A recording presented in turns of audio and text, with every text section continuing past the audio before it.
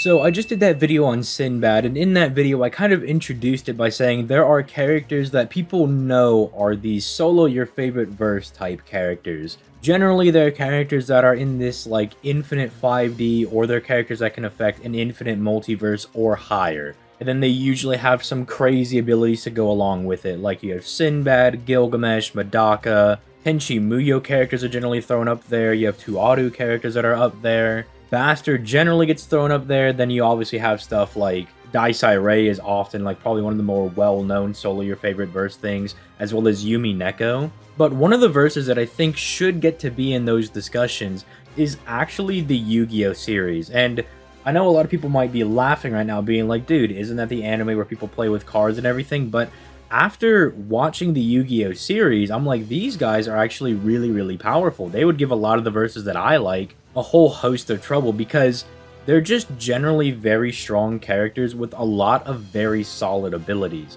And I went into this video thinking, I'll just do a cool video talking about Atem, you know, he'll probably be stronger than I think, maybe he'll be able to blow up a planet or something like that. But it was actually far more impressive than that, especially when it comes to their speed and their abilities, you know.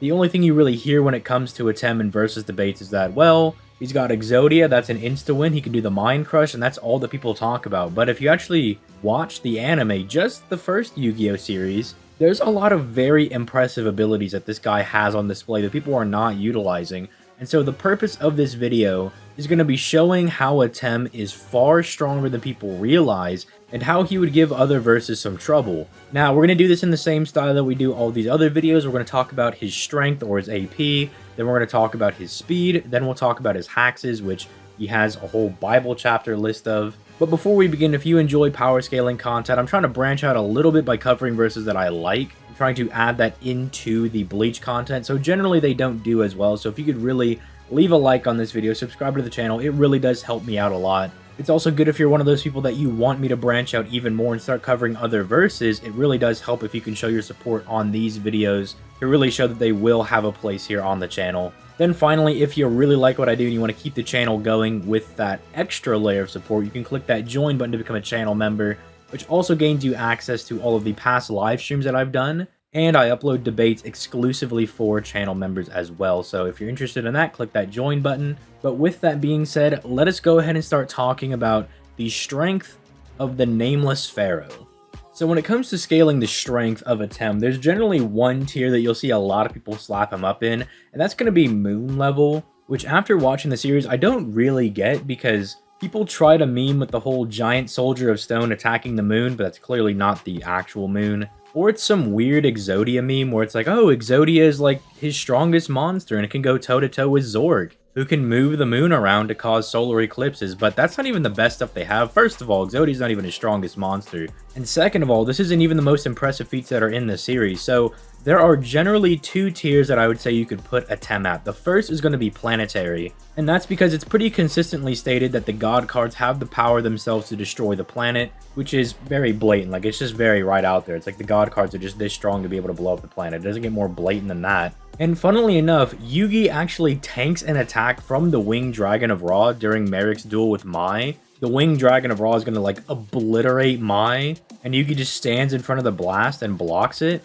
Which you might be saying, but holograms though, like that's not a real attack. Well, first of all, when Kaiba's developing the technology for the duel systems, he actually makes it to where people can die in these duels. He wants it to be as realistic as possible. In fact, when he's dueling that machine, when he's first testing out Obelisk after he gets it from Mishizu, the scientists are all like worried that Kaiba's going to die in the duel because the robot he's dueling gets out Blue Eyes Ultimate Dragon. They're like, that thing is going to kill you. Like, that's basically a real Blue Eyes Ultimate Dragon. You are going to die. But on top of that, the god cards aren't even bound by the actual cards. The god cards are actual living entities in the Yu-Gi-Oh verse. People do seem to forget that the gods are actual entities that influence the world of Yu-Gi-Oh. When Pegasus was trying to draw the god cards, just making mere depictions of them, they started killing people because that was a big no-no. They did not like being drawn at all whatsoever. They even tormented Pegasus in his dreams. And on top of that, when you try to make fake copies of the cards and summon them, the gods try to kill you even then. Clashes between the gods have the ability to alter people's memories as well, as they send Kaiba and Yugi into the past whenever they clash with one another. So it's very evident that the god cards themselves have their own identity in the series. They are actually a big deal. Remember, this is a TV show. This is not the TCG. If you're thinking about like, oh, like I have Slifer at home. It's like, no, it's not like that. In the anime, they are actual entities. They are actual big deal gods, right? Just like any other series. And they have the power to destroy the planet, and Yugi quite literally tanks an attack from one of those gods. And when I say tanks, I mean he literally tanks it to the point where his clothes aren't even damaged. Like, he absolutely just face tanks an attack from Raw. So if that doesn't say that he's planetary, I don't know what else does.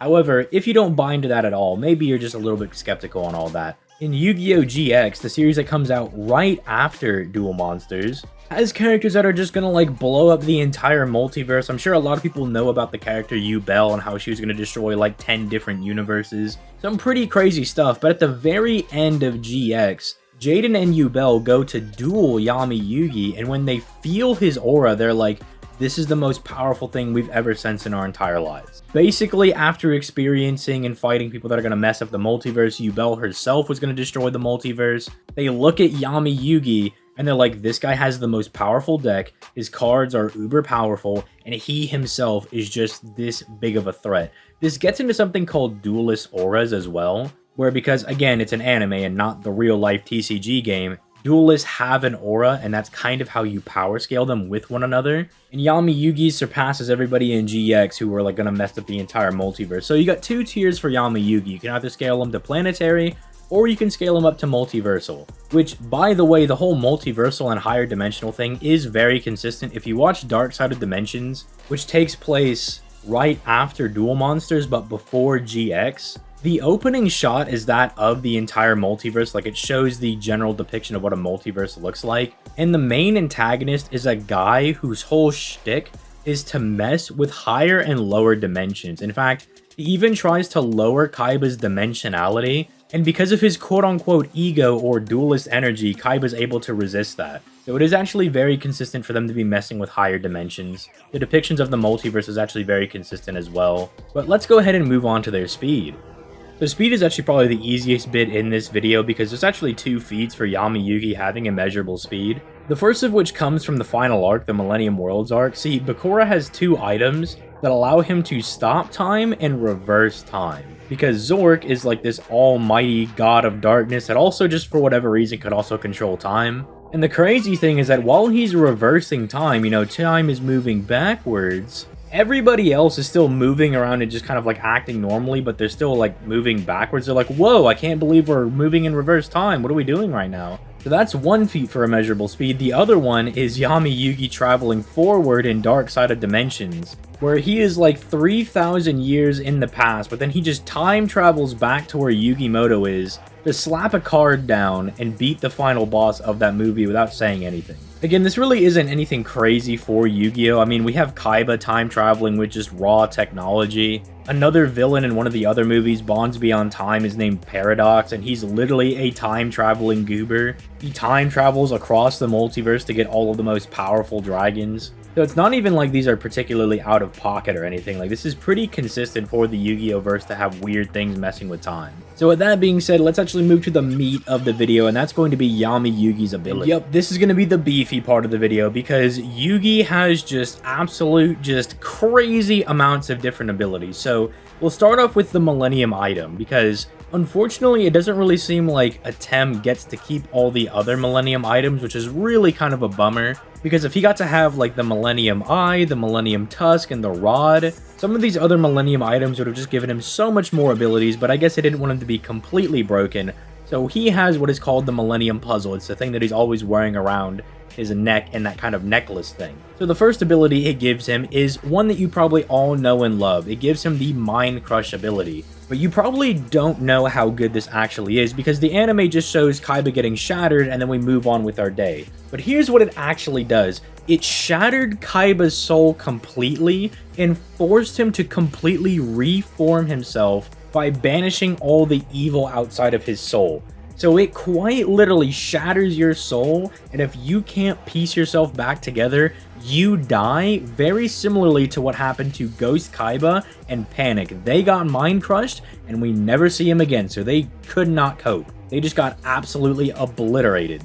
It also gives him the ability to manipulate souls, as in one of the filler duels very early on in Duelist Kingdom, Yami Bakura sticks everybody's souls in the different cards in Yugi's deck, and towards the end of the duel, Atem actually swaps the good Bakura's soul and the Yami Bakura's souls around in an attempt to kind of get rid of Yami Bakura. So he can swap souls around with the Millennium Puzzle, and then it just has a few other random abilities. So, for instance, in the duel with Panic, it just wards off fire, so you try to use the elements against Yami Yugi, they just kind of dissipate around him. He has like 3 different ways to protect himself against mind hacks. The first is the Mind Shuffle. It's the thing he used to kind of get around Pegasus's Millennium Eye. If you don't know, Pegasus has the ability to read the minds of other people. But what Yami Yugi and Little Yugi were doing is they were shuffling their minds around. So Pegasus could never get a read on what they were thinking because they just kept shuffling their consciousness around. And so if you're trying to read Atem's mind, he'll just do the Mind Shuffle. If you somehow get past that, Yugi's mind is protected by his friends. That's probably a scene that everybody remembers when Pegasus is trying to read Yugi's mind after Yugimoto is knocked unconscious, so it's just Atem's mind again. Well, Yugi's friends pull up out of nowhere because apparently they live inside of his mind as well, and Pegasus couldn't read Atem's mind anymore because his friends are blocking it. So he has 2 ways to protect his mind. But then on top of that, if you try to enter the Millennium Puzzle, which is where Yugi truly resides, he will play a rigged game with you and send you into the Abyss Shadow game where you just kind of die. So basically, doing anything to try to enter Atem's soul, trying to enter his mind, are all very, very bad ideas. Because even further than that, we have Atem's dad, which his soul is inside of Yugi's soul, and it protects him from evil spirits, because during the final arc, Atem tries to go fight Bakura in this, like, desolated town where there's a bunch of ghosts and everything. And Atem is trying to take on the punishment for all of the dead souls that are angry at him and his dad, and when he tries to take them all in, Atem's gonna pretty much die.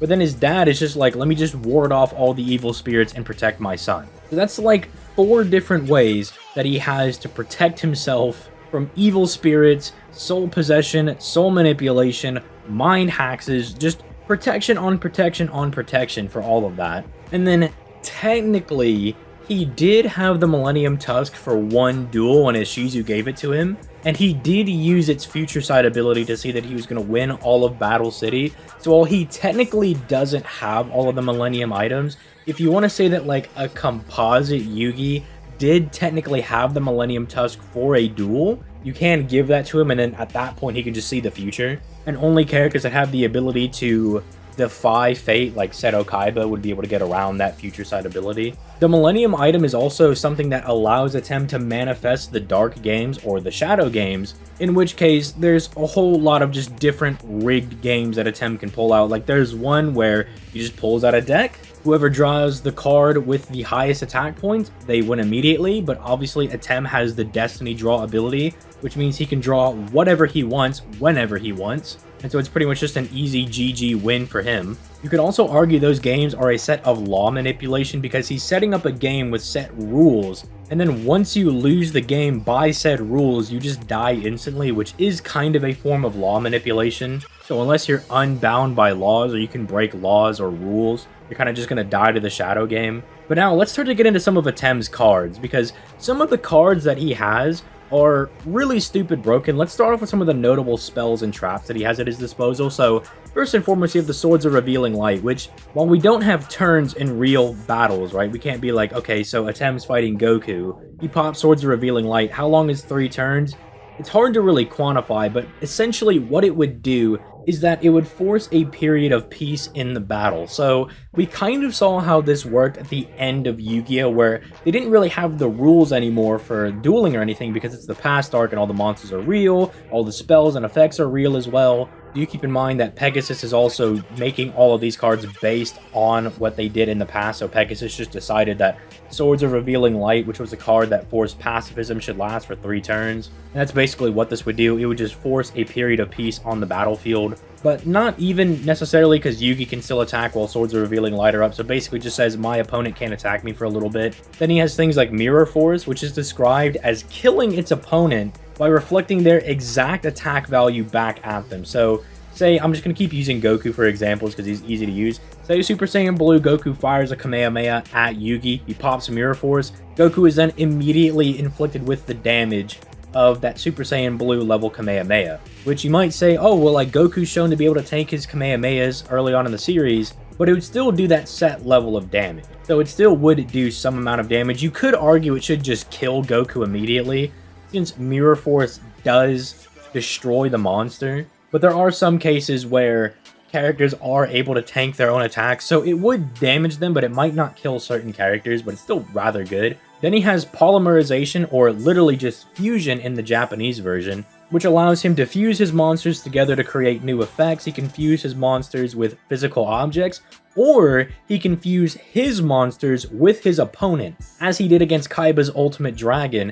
And one of the best combos he could probably do with this is fuse one of his undead monsters like Mammoth Graveyard into a living person, and then they would just start to decay and die. Because the fusion of a living and non-living thing causes the living thing to become undead. That is also a very powerful combo a Tem can pull out. He has the magical box that he can use with Dark Magician, which is basically a free insta-kill. We don't really know how it works, we just see that the opponent or their spell, monster, something goes in the box. The Dark Magician goes in the box, they both die, they get stabbed by a bunch of knives, they both just explode, and then Dark Magician walks out of the box again. So basically, you can put two people in a box, Dark Magician comes out for free, and his opponent just instantly dies. There's Multiply, which he typically only uses with Karibo to create an infinite amount of Karibos, which he says they can multiply infinitely. I don't really know if that's going to be super useful. It could create a wall of monsters, I guess. It could tire somebody out because they have to fight a literal infinite amount of Karibos. And I mean, even if you have to fight an infinite amount of ants, eventually you're going to get tired and killed by said ant. So I guess you could make that argument.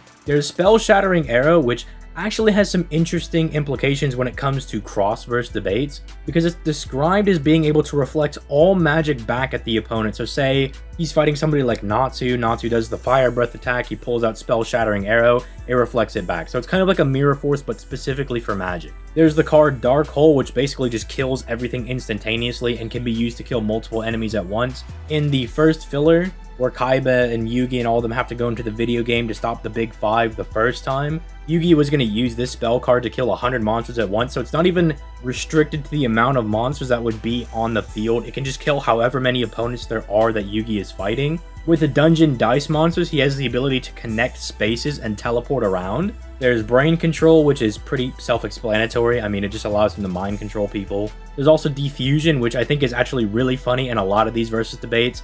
You have Goku and Vegeta pulling up, they become Vegito, pops Defusion, now they're defused completely. I just think that's really funny. If he uses the combo of Collected Power and Exile the Wicked, he can use that to exorcise demons and ghosts, which I think could be really funny if he's using that against someone like Ichigo or like a lot of the Bleach verse. Like, does he just exorcise all of them and they just die instantaneously? And then finally there's Negate Attack, which they don't describe it in Duel Monsters, but they do describe Negate Attack in Yu-Gi-Oh! GX as being a card that drains your opponent's power completely, and that's why they don't attack. It's not that it just ends the battle phase. It's described as completely power nulling your opponent, and so they physically cannot attack, which I think is absolutely crazy. But now let's talk about some of the monsters that he has, and not a whole lot of these are as crazy. Like, they're kind of okay. Something to note is that these monsters have an incredibly long lifespan, as we see in Duelist Kingdom, because Time Wizard is said to age things by thousands of millions of years. And we see that sometimes even the monsters are still just kind of like old after thousands of millions of years.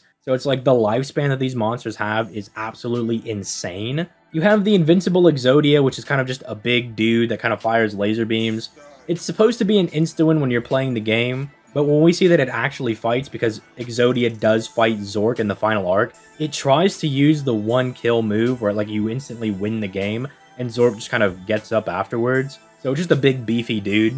Time Wizard's pretty interesting because, again, it can age things by thousands to millions of years, which would kill pretty much everything. It's basically Baragon that Yu-Gi-Oh! Has in his back pocket. And then it can also banish things to a, quote, dimension of time, as stated in the Joey vs. Bones duel. So, sure, yeah, Time Wizard not only can just have the Baragon aging effect, but it also just banishes things to a dimension of time if they die. There's little things like Black Lesser Soldier being the strongest warrior, so it's just like a very strong monster that he has in the back pocket. I wanted to mention Electromagnetic Turtle because it's a machine-type monster, and it's stated early on in the series that machine monsters are immune to magic. Now, I know people are going to be like, that's Duelist Kingdom, but it is stated, right? It is something that a Yugi would have in his back pocket. So you could say that he has a monster that's completely immune to magic. Summon Skull is a monster he has, and this really isn't all that important. It just has like lightning ability, so Yami does have that in his back pocket. It also causes pretty big thunderstorms when it appears. So if you wanted to get some other like lower tier scaling, you could use Summon Skull for that. You have the Black Ninja, which in Dungeon Dice monsters can move instantaneously, so it actually just does have instant transmission basically. Then you have like all of his Dark Magicians. You have like the Magician of Black Chaos, who's like the ultimate super mega crazy magician, even though Dark Magician is supposed to be the ultimate magician. And something interesting about Dark Magician actually is that it's able to act independently of Yugi. We see this in the Arcana duel. This also goes to show that the monsters are not just cards, they are actual like living entities or actual living beings. Yugi is going to die in that duel, and Dark Magician acts independently of Yugi to save his life. So it shows that they are not just bound by the cards, or they're not just like pieces of cardboard in the anime, they are living beings. Dark Magician Girl gets stronger the more Dark Magicians that die. The only problem is that like Yugi only runs 3 Dark Magicians technically, because he has Dark Magician, Magician of Black Chaos, and then Dark Magician of Chaos, so she's not really going to be getting all that much stronger. But she does have like really weird stasis and like space manipulation, because we see in the past arc there's a character named Mana who is actually the person that becomes the Dark Magician Girl. She has the ability to just stop people in their tracks with these hexagram like spell binding circle things, so she can just completely make them immobile, which is really crazy. You have the Buster Blader, which is kind of like Chaos Soldier, where he's like this really big, strong, beefy dude, except he's supposed to be like the ultimate Dragon Slayer. And then finally you have Hassan, who is an anime-exclusive dude who just keeps coming to help Yugi at like all points during the final arc. He's immune to time mumbo-jumbo because he just destroys Bakura's time-controlling abilities and time reversal abilities. He just destroys those. So he's immune to that, and he's just incredibly powerful. Like, if you're just gonna note, he's probably one of his strongest monsters because he just tanks Zork's attack for like 5 minutes. Like, he's just sitting there having a conversation. He's like, oh, I gotta hold it back. It's so strong. And then it's like 5 minutes later, you're like, dude, you're still doing it. Like, are you okay? Like, are you gonna be fine? And he's like, oh no, I'm gonna be fine. I'm still holding it back. So Hassan is just really strong for no reason. But now let's talk about the god cards, the big meat and potatoes here. Now, I've kind of talked about them a little bit by saying they have enough power to destroy the world, and they are like these actual godly divine figures in the Yu-Gi-Oh verse, because they can torment Pegasus and they kill people for trying to depict them, and they drive them insane and all this crazy stuff. But what about like the actual abilities that they have? Well, Slifer the Sky Dragon, or Osiris, the Saint Dragon of the Heavens as he's called in the Japanese, has a passive fear hacks that literally almost made Atem quit the duel when he had to fight against it for the first time. Like, it roars, and it freaked him out so much that this was like the true aura of a god that it almost made him abandon dueling. Something that is said about Slifer is that it has the capacity for infinite attack, but technically all of the god cards have that capacity, as the way that they're all described as having that capacity is that Obelisk can literally get infinite attack by absorbing 2 other monsters. Slifer's power can go up as many cards as you have in your hand, so technically it could just keep going up indefinitely. And then Ra's battle power is determined by your soul, right? As we see in the past arc, just however much power you can put into Ra, that's how much power Ra is going to have. Which, speaking of the Winged Dragon of Ra, the Winged Dragon of Ra has this crazy Holy Fire ability when it's in the Phoenix mode that deletes your mind, body, and soul. And we see this when Merrick has it attack Joey. He says, okay, when the Winged Dragon of Ra attacks you, its Holy Fire just completely existence erasures you. Like, it just obliterates you in every conceivable way. And just because Joey is an absolute unit, he's still just standing there. I don't want to say completely unfazed, but he's still in one piece. That speaks more to like how crazy Joey is, and hopefully someday I'll get to talk about Joey and Kaiba and some of these other characters. But yeah, the Winged Dragon of Ra is absolutely crazy. In the past arc, when we kind of get the true scaling for the god hierarchy, we do see that Ra is definitely above the other two, because you have Obelisk tying with the beginning form of Diabound. Then you have Slifer having a very prolonged battle with the amped version of Diabound, and then you have Ra come in and just one-shot everything. Like, it just kills everything whenever it appears. The only person that really holds up to them is Zork, but Yugi has something for that. He has Horiarty, who is kind of the opposite of Zork, where if Zork is the god of darkness, Moriarty is the goddess of light, and she actually completely one-shots Zork, which is really funny because Zork has said that he has the power of infinite darkness and still gets one-shot by Moriarty. So if you also want to say that a lot of these characters have just infinite 3D power,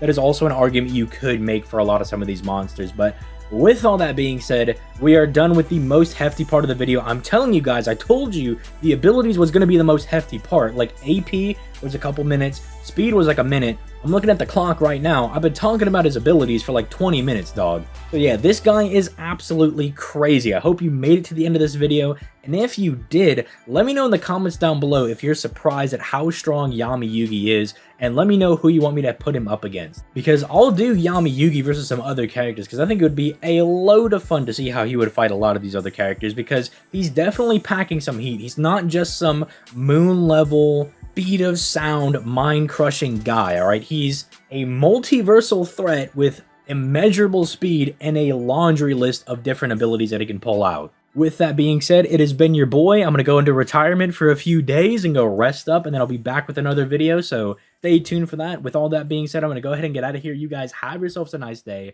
Peace late, guys.